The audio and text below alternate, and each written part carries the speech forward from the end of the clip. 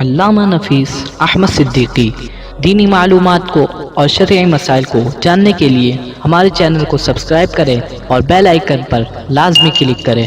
نائلہ خاتون کلفٹن کراچی سے سوال کرتی ہیں کہ میرے ذہن و دماغ میں بڑے عجیب و غریب اور کبھی کبھی بڑے گندے خیالات آتے رہتے ہیں اور نماز میں کچھ زیادہ ہی آتے ہیں۔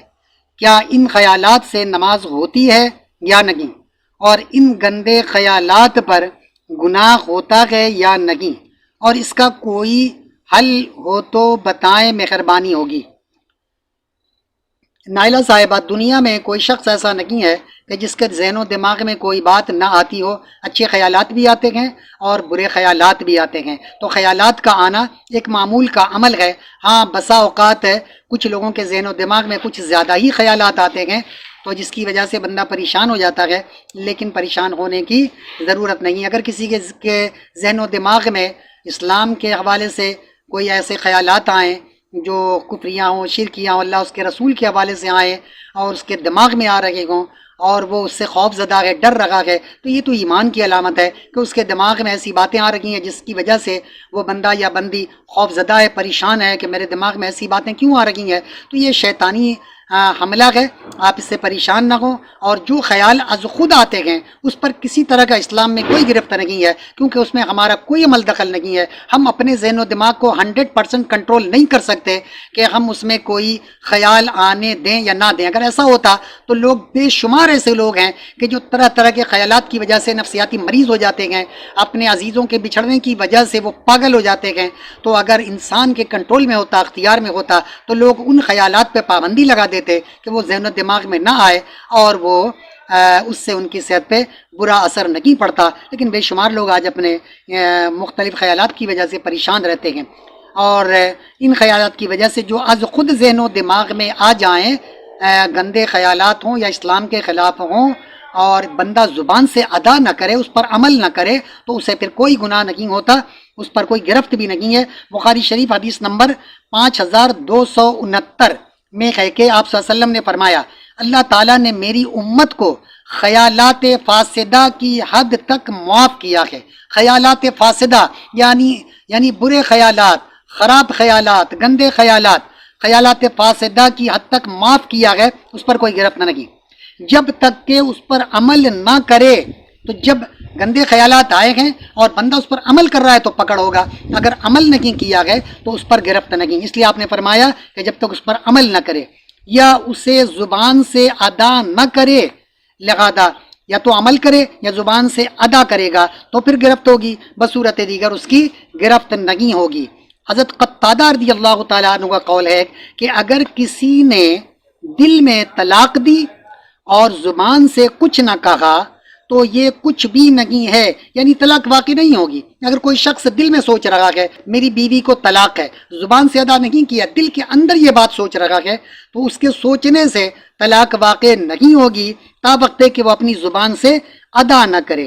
مذکورہ حدیث سے یہ بات بالکل واضح ہے کہ ذہن و دماغ میں آنے والے جو خیالات ہیں، تفکرات ہیں، یا گندے ہوں یا عجیب و غریب خیالات ہوں، اللہ اس کے رسول کے بارے میں ہو، دین اسلام کے بارے میں ہو، یا اس کی مخالفت میں ہو، بندے کو کوئی گناہ نہیں ہوتا تا وقت کہ وہ اپنی زبان سے ادا نہ کرے یا اس پر عمل نہ کرے۔ لہذا آپ ان باتوں سے بے فکر رہیں۔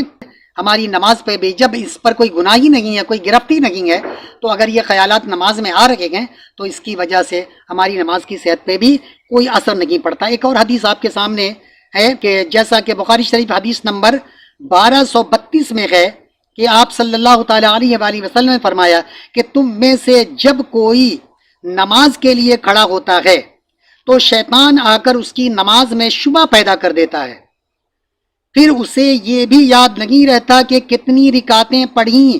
تم میں سے جب کسی کو ایسا اتفاق ہو تو بیٹھے بیٹھے دو سجدے کر لے.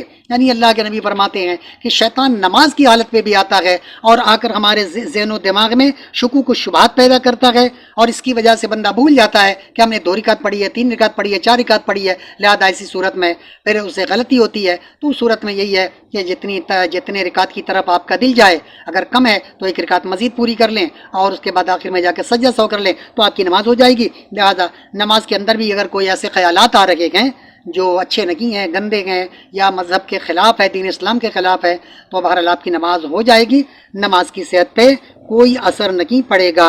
اور آپ نے پوچھا ہے کہ اس کا کوئی علاج، تو زیادہ سے زیادہ استغفار کیا کریں. ہمارے پیارے نبی بھی روزانہ 70 مرتبہ، کسی جگہ یہ بھی آیا ہے کہ 100 مرتبہ آپ توبہ و استغفار کیا کرتے تھے.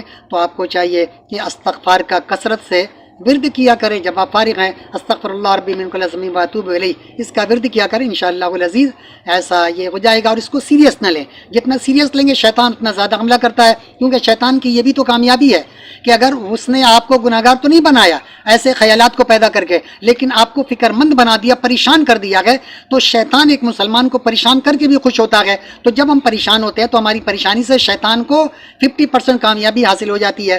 تو آپ پریشان نہ ہو، ایسے تفکرات آئیں تو اس کو سیریس نہ لیں. جب آپ اس کی طرف سے توجہ ہٹا دیں گی تو خود بخود یہ ذہن و دماغ میں آنے والے ایسے گندے خیالات اور عجیب و غریب خیالات سے آپ آہستہ آہستہ نکل جائیں گی. طلب العلم فریضۃ علی کل مسلم. علم کا حاصل کرنا ہر مسلمان مرد عورت پر فرض ہے.